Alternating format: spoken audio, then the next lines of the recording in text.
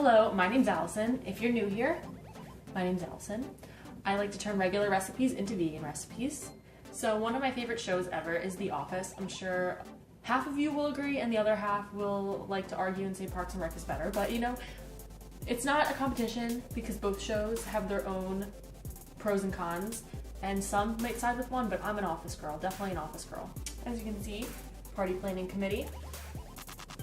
But yeah, so this week I was thinking of a recipe to do, and I'm getting sick of making sweets. So today we're gonna try something a little different. This is gonna be my first savory recipe that I'm gonna do. And upon searching the Pinterest, I found a recipe for Kevin's famous chili. And if you don't know who Kevin is, go watch The Office from the very beginning, starting at season 1 until season 9, and then yeah, you'll know him very well. But yes, there is a very, spoiler warning, there's a very special scene in The Office where Kevin makes a gigantic pot of his famous chili, brings it into the office, and worked so hard on it and ends up spilling it all over the carpet. Rolls around in it, you know, it's a great time. So yeah, I'm deciding today that I'm gonna try it out. We'll see what happens. I'm sure it's gonna turn out edible. But yeah, we're gonna veganize it, switch up a couple ingredients, and make it hopefully delicious. So yeah, let's start doing that then. For the sake of time, I'm not going to include all the ingredients I'm using today, but I am going to mention the ingredients I'm going to be using in order to veganize the recipe. So instead of beef broth, I'm going to be using these bouillon vegetable broth cubes. My grocery store doesn't offer many options when it comes to vegan broth. Like, I like the powders personally, it just makes it so that I can use them more often, but yeah. This is one of the only ones I found, so we're going to try this out today.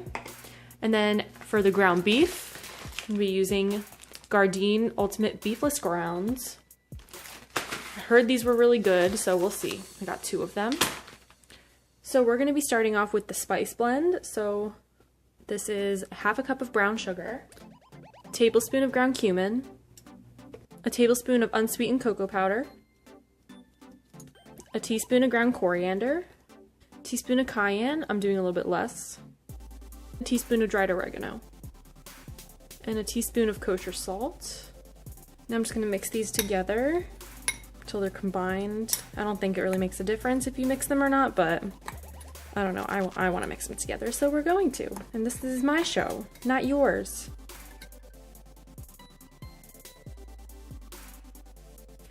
Next we're going to be chopping 2 onions.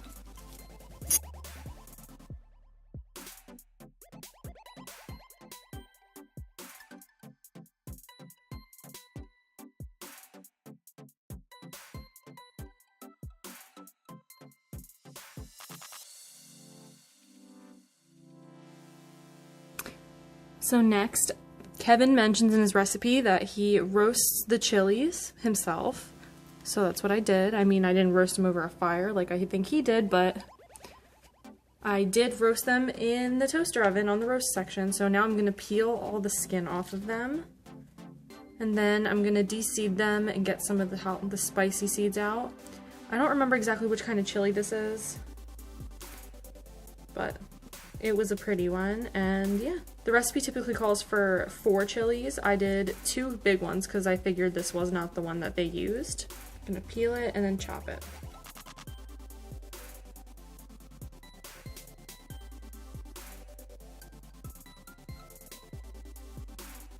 And then off camera, I pressed, the recipe said 3 cloves of garlic, but I did 5 because you should never follow a recipe for how much garlic. You should always just follow your heart. A little bit of olive oil.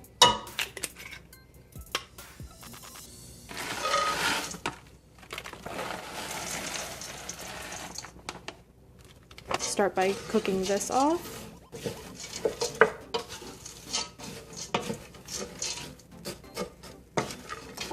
This actually looks like real meat and it's freaking me out. So the recipe says to brown the meat and then add the onions and garlic, but since this is vegan meat and doesn't need to be brown, I'm just gonna wait for it to defrost and start to cook, and then I'm gonna add the garlic and onion in, saute that, and we'll go from there. In the meantime, I'm gonna be adding most of the liquid ingredients together. So we're gonna start by, gonna be using, the recipe says 2 cans of tomato paste, but instead of buying 2 small ones, I just got 1 larger one. Hopefully this works. The recipe also calls to add 1 can of dark beer. I don't have dark beer, but I did read that you can replace it with apple cider. So I'm using Stella Artois Cidre. Gonna add a little bit less than the whole thing.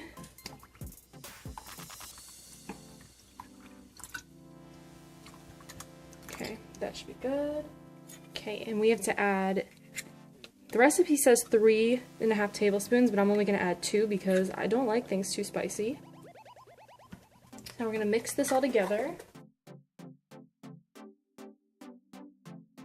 I added a can of pinto beans, a can of kidney beans, and a can of black beans into here, drained them, got rid of all that liquid.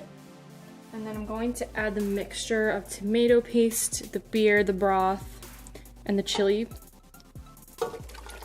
And add that right to that. And then we're gonna heat it. I'm gonna do medium heat. Get this all mixed together.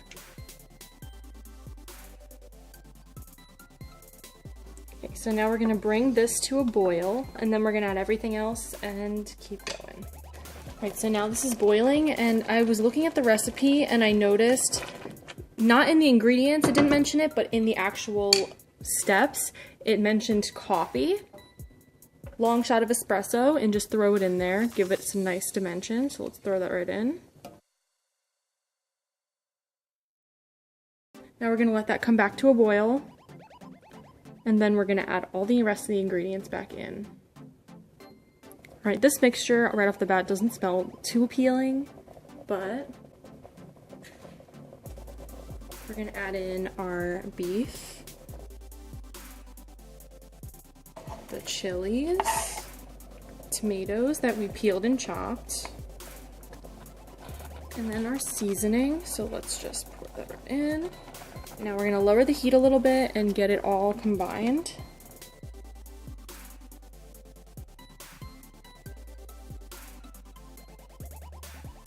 Now I'm gonna lower that and we're gonna let it simmer for an hour. So now it's finished. I'm gonna add a little bit of shredded Daya smoked Gouda.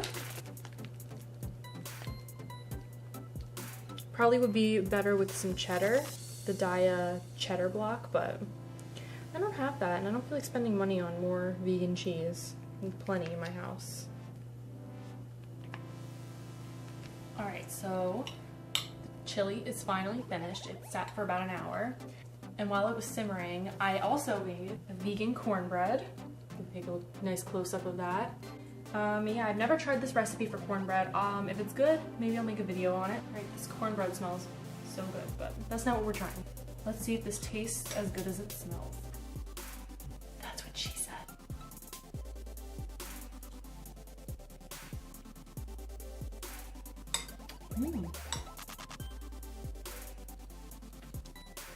That is really good. You can definitely taste like the cider in there, and you can get a little bit of the spiciness that comes in from the chilies and the chili paste, but it's not too bad. And the cayenne, I mean, there's a crap ton in there, but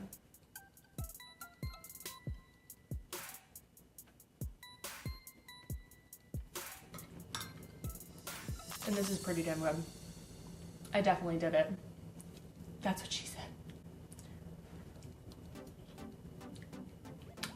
The beefless grounds just taste like so spot on. It's very good. Also, no, I'm not gonna go spill it on the ground right now. I just spent enough time making this, and I have a whole vat that's gonna feed my family. So I'm not gonna waste it, although I would love to do that. Thanks so much for watching this video.